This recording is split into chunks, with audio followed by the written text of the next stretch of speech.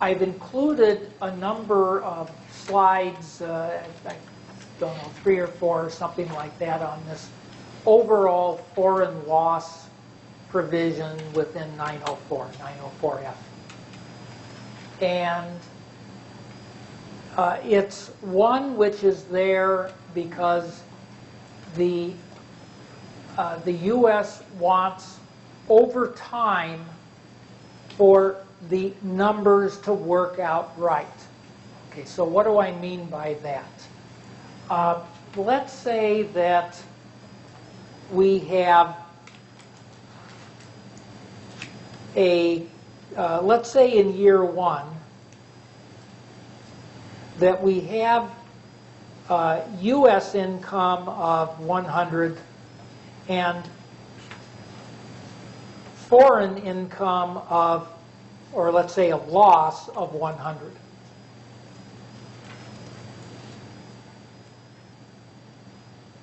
Now, in a situation like this, of course, the foreign income typically is going to offset the U.S. income, and we end up with a 0 U.S. tax this year.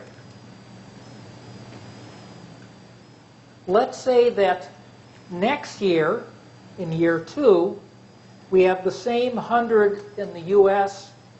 and we have 100 of foreign income, and let's say we also pay. Well, let's make it 40.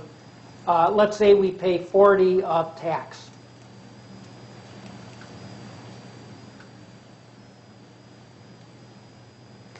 Now, if this is a strictly year-by-year calculation, look what has happened.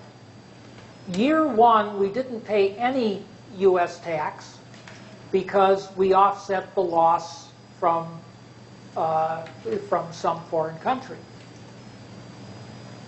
In year 2, we have 200 of income, which would be, let's say, a 70 tax at our 35% rate. But if we use our normal foreign tax credit limitation calculation, we say 100, which is foreign source taxable income, over 200 worldwide taxable income, times the foreign tax, the U.S. tax before credit of 70, and we end up with a limitation of 35. So now, when we calculate our tax, we say for year 2, okay, we have a total tax of 70. We have a foreign tax credit, which is subject to a limitation of 35. And we're going to pay 35.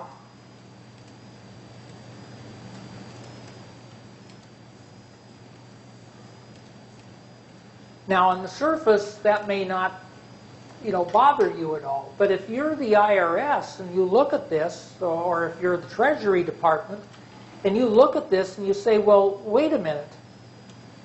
In year 1, we got a benefit from that loss because we reduced completely any U.S. tax in year 1. In year 2, okay, we had U.S. income of 100 and we've paid 35 of tax on it. So, gee, that should be okay. But if we look at this on a cumulative basis, we've had 200 of U.S. source, and we have had zero of foreign source. And yet, we were allowed to take 35 of foreign tax credit.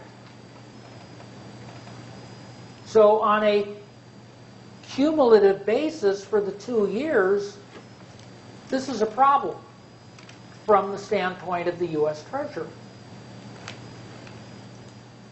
One of the things that you find in 904F is a mechanism to correct this. 904F1 is corrects this issue. I encourage you to read it and see what that mechanism is, but and it's also set out a bit in the slide, but this is an important aspect. Now, there's one other aspect to 904F, and that you'll find in 904F3. And that's what happens in the event that there is a disposition of certain dispositions that take place at a time when you have an overall foreign loss. Again, I encourage you to look at some details, but basically anything that would otherwise be a non-recognized transaction, for example, for incorporation of a branch under Section 351, and you're transferring it to a foreign corporation. That would be a typical trigger of 904F. So the point is that they're looking at here is if you have generated losses from activities on an overall basis, and then you try to transfer assets outside of the United States, there will be a recapture at that point of the benefit of these kinds of losses used against U.S. income. So this overrides any non-recognition provision in the code.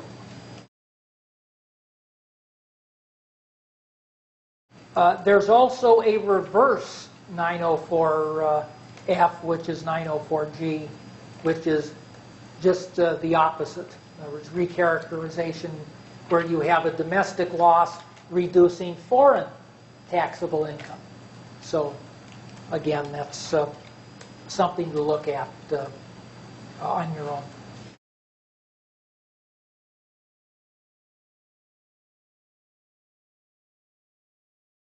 We are definitely not going to go through this, but I do encourage you to find the book that this is taken from, which is the International Taxation by Joseph Eisenberg. It goes through an analysis of this as an example and would help, I think, cement some of the rules, especially the deed paid rules, in your minds. Now, there's a few slides in here that I will, of course, suggest that you look at as well, but I'll attempt to get across the content of those slides through a little bit of discussion.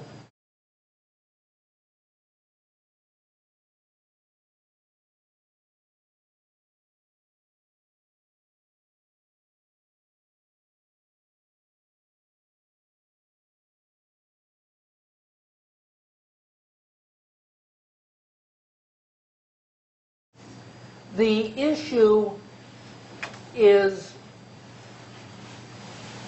what's a real, let's say, live example of how excess foreign tax credits can make a real economic difference to a company. And what we want to do is compare two companies, both of which are doing exactly the same thing, except that one company has excess foreign tax credits, the other one does not. Okay, and what are these companies doing? They're manufacturing in the United States, and they are selling to distributors overseas. The distributors could be related, could be unrelated, doesn't matter. These manufacturers are operating only in the United States. they do not have any people who are stationed overseas. They're just manufacturing and selling to overseas distributors. So everything as far as the manufacturers is done, all of it's here in the United States.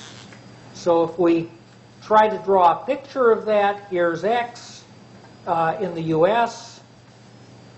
Here's Y in country A. We'll assume it's not related for simplicity.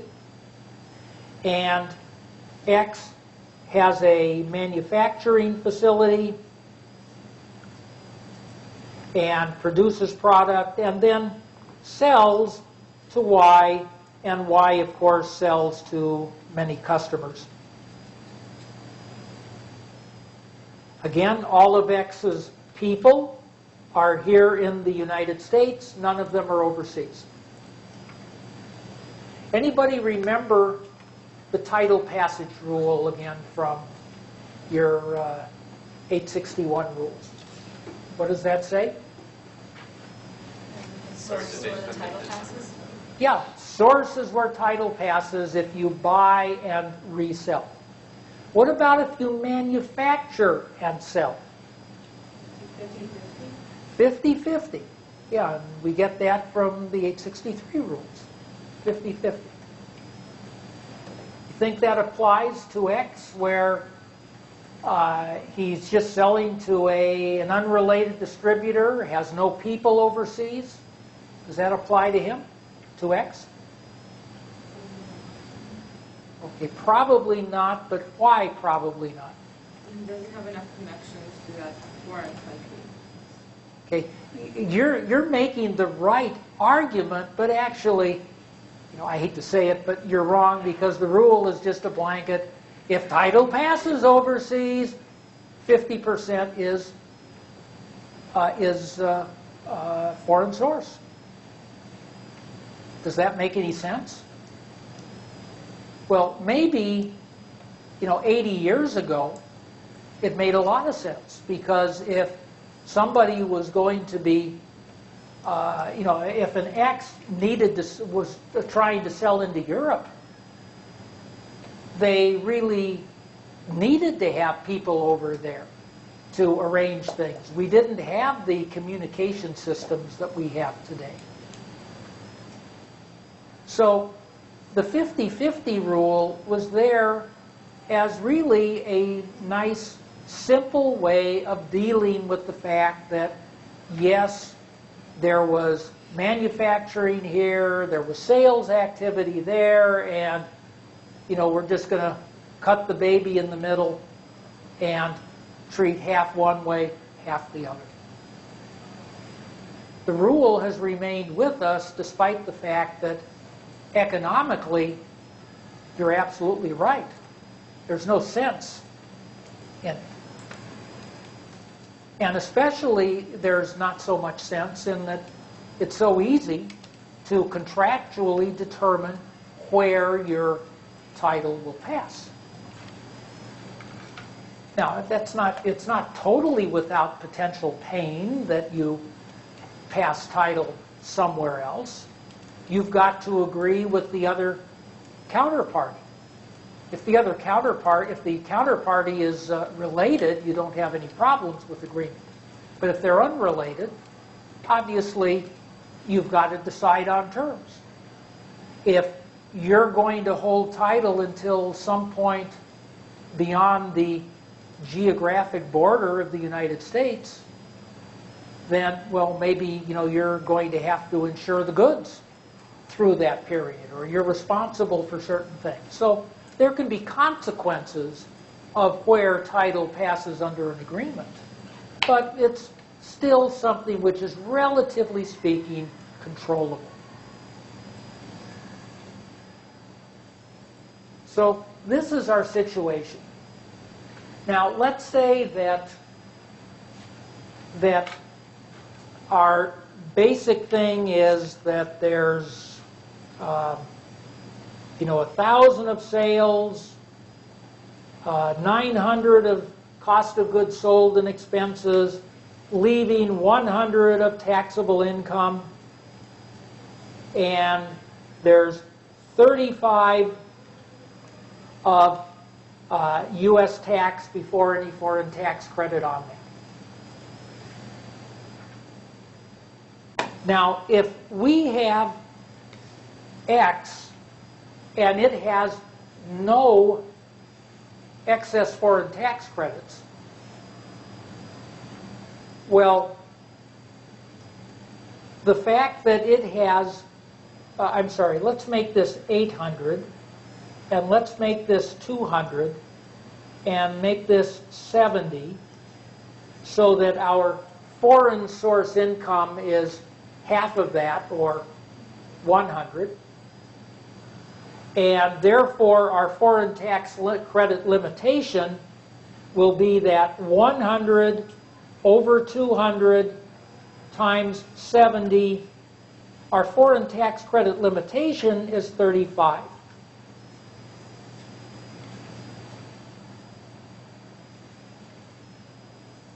Now, that's our tax computation. What about country A? Is country A going to tax X? What do you think?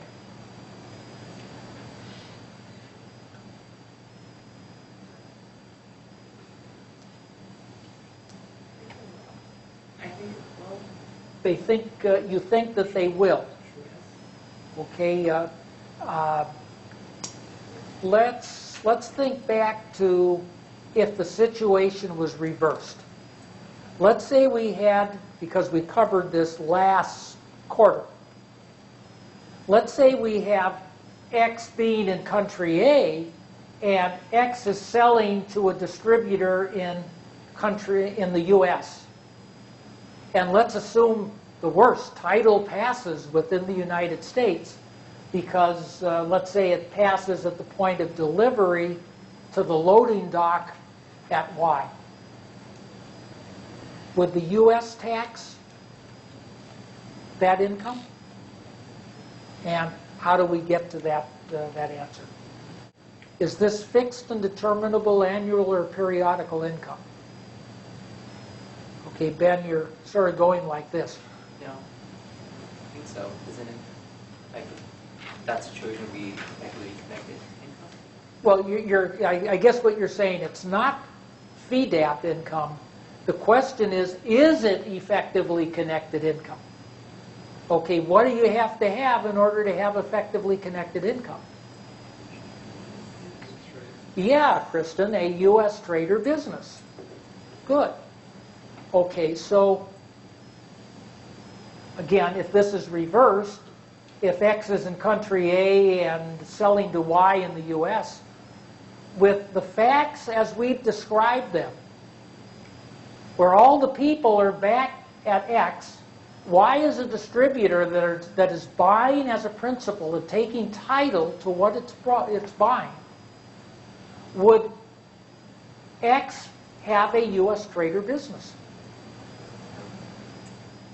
No. Okay, no. And you're saying that because? There's nobody in the country doing it. There's no activity here. Agent. Yeah, no agents here, no activity here. The only thing is the delivery of product by third parties who are performing a service who are not your agents. So if we were looking at this reversed, X would not be taxable by the U.S. because there's no effectively connected income. There's no U.S. trade or business. And pretty much the same rules apply in reverse. So it would be very unusual for X in the U.S. selling and exporting to foreign distributors like this. It would be very unusual for X to be subject to any foreign income tax. Very unusual. Okay, so that means that X is making sales, has income from those sales. Those sales are not subject to any foreign tax, but because of this old rule, which is there for many, many years, 50% of the income from the transactions are foreign source. Okay, so that's our situation. 70 of tax, a foreign tax credit limitation of 70, but again, no foreign tax paid. So now let's look at the sole difference of a company.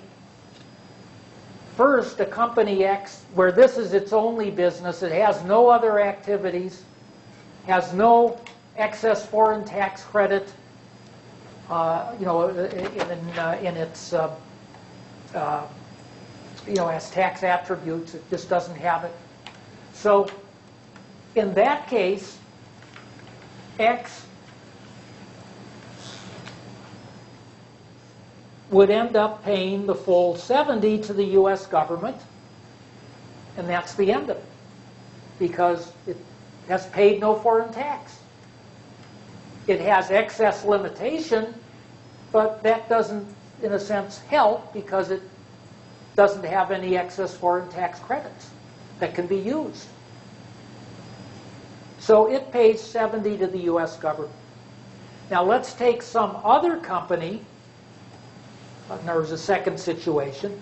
Everything is exactly the same, except that other company has 5,000 of excess foreign tax credits from other business it's conducting around the world. Now, because of that limitation, that company does not pay 70, it only pays 35 of U.S. tax.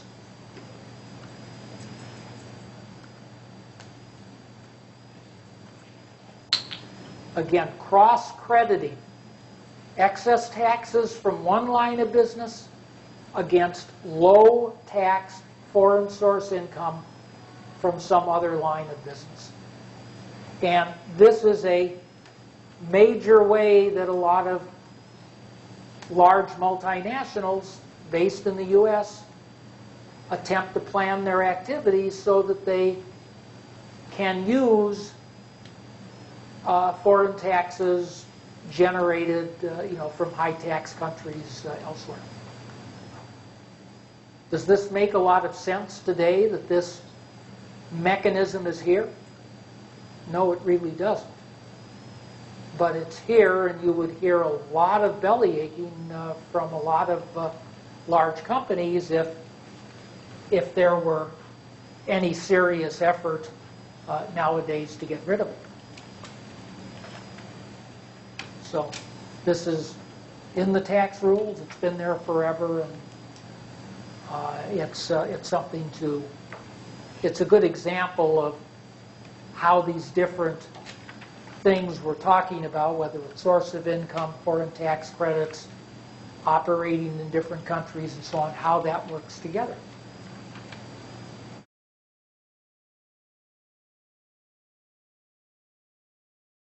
Okay, we'll cover just a couple more items on the foreign tax credit, and then we'll move and start the next section.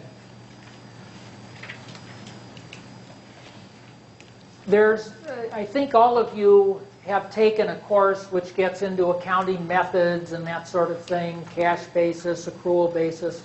Well, how you account for foreign taxes is an accounting method. Do you do it on a cash basis? Do you do it on an accrual basis? And if you happen to be on a cash basis, you have a choice. You can choose to be on the accrual basis just for foreign taxes if you want to. And the usual situation that I've run into that is in the individual area.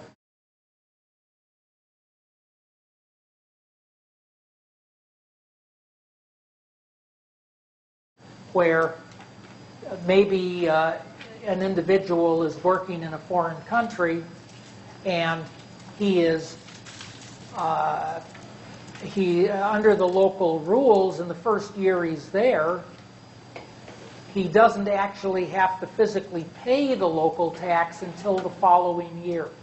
That's the typical thing.